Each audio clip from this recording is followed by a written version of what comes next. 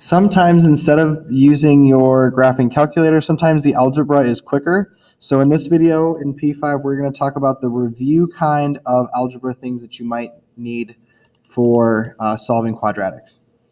So the first thing we want to remember is the zero product property. This says that if you've got two things being multiplied that equal 0, you can separate them. So you have x minus 3 being equal to 0 individually, or x plus 2 could equal 0 individually. If you want to know the why of that works, please let me know. I'll be more than happy to walk you through it. Sorry, the lights cut out here in the classroom. So you can still see it. We'll be able to write, but that's what the flashes were for. So with that, you can take these and solve them out. So in order to solve this, add 3 to both sides, you get x equals 3. Then x plus 2, subtract 2 from both sides, you'll get negative 2. Either way, you have used the zero product property, whether you maybe see it right from the start or you solve it out with some individual algebra steps. Here you can see just some other ways that we'll be able to solve some quadratics. So factoring will get you things like this and help you set up solving like this. We'll look at these other ones, though, in the notes. So let's go ahead and flip to the inside here. And let's take a look at the stuff up top, factoring. So there's lots of different ways to factor. Everybody kind of remembers something a little bit different. That's okay. As long as you get the factors and you can solve, that's what counts for me.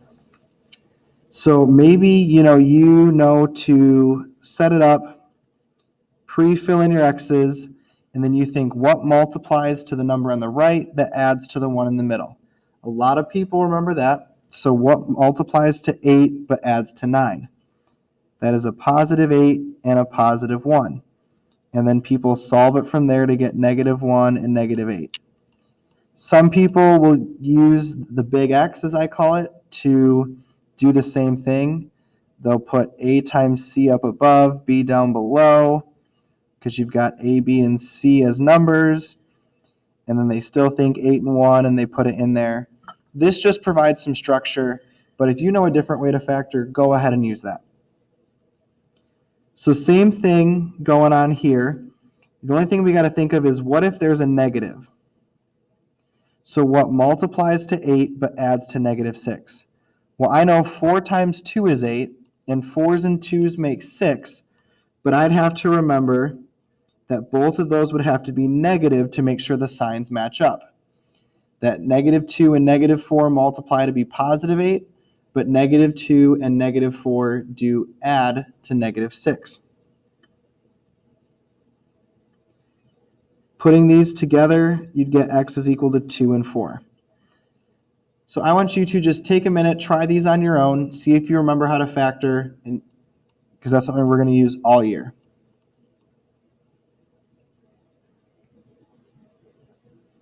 All right. If you practice this, you should have gotten negative 8 and 1 as the answers there. You would have gotten x plus 8 and x minus 1 for the factors. Here, if you factored it correctly, you would have gotten x minus 4 and x plus 2. And solving that out, you would have gotten 4 and negative 2. If you got questions on that, let me know. But then here with this, extracting square roots, it just means solve the algebra equation. So how do you undo a square? You square root it. We know the square root undoes the square. Square root of 9 is 3. Here's the problem, though. You don't know if it was 3 times 3 that got you 9, or if you squared a negative 3. Think negative 3 times negative 3 is also 9. So because we don't know if it's positive or negative, you need to put both down. You got to include that plus or minus in your answer. B, not too much different. You just have to divide first and then take the square root. But don't forget that plus or minus. Again, you don't know if what you ended up squaring started as a positive or started as a negative. Squaring will turn it positive, so you got to give your answer as both options. C, again, not too much harder. We'll add the 49 over. We'll divide it by 4. But 49 divided by 4, not a nice number. It's a decimal. Now you could do this with a calculator and still get to the same spot, but maybe it's a non-calculator section of the SAT. So when you square root, what's nice about this is we know the square root of 49 is 7 and the square root of 4 is 2. As long as you're multiplying and dividing, you can take the square root of the parts. But because you used a square root and you're solving an equation, plus or minus has to belong in your answer. Here, we just got to think about order of operations. I cannot access what's inside the parentheses until I get rid of what's outside. So I got to start with the square root here to get just the x minus 2. But then the square root of 16 is 4. Use the square root while solving, plus or minus. Don't forget that. Then I can separate these two equations here because I've got two different options. X minus 2 could be positive 4. X minus 2 could be negative 4. So add 2 to both sides, x is 6. Or adding 2 to both sides, x is negative 2.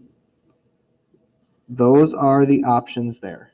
That plus or minus created the option for that. You could plug that back in to see if you needed that. We're going to skip over number 9. That'll be another video for you. This is supposed to be the review. Complete the square is new. So I want to make sure that you get that in a different video. So let's go actually all the way to the end of the notes. We're going to go to number 10. Number 10 is something that you have done before. You've done the quadratic equation. You've got it here. You're going to want to make sure you memorize it for this class, because with this here, it shows up pretty much in every SAT in one spot. And they do not give the formula to you, so we're going to push you to have it memorized. So you'll see lots of A, B's, and C's in there. So remember that A's, B's, and C's are going to come from the different parts here, the different numbers in front of variables or the numbers inside the equation. So as we set this up, we just got to make sure we're following the template. So negative, our number for B is 8, plus or minus the square root of 8 squared minus 4 times 1 times 8, all over 2 times A. Now you might notice I'm using some parentheses here. I always do that just to make sure the order of operations check out, that signs are not being, forgotten, or you start switching them around. The parentheses help me to make sure I know what's going on. But then I just got to clean this up. So negative and an 8 make negative 8. Down below, 2 times 1 is a 2. Inside the square root, maybe you want to do some work here to figure out what it is. If it's non-calculator, otherwise you could type it in. 8 squared is 64. Negative 4 times 1, negative 4.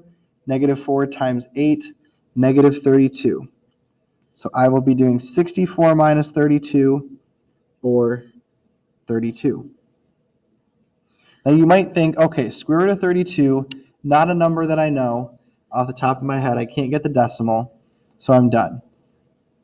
Thing is, on the SAT, they're also going to throw you some simplifying things where you go through the process of breaking down square roots, or chunking it, as I call it.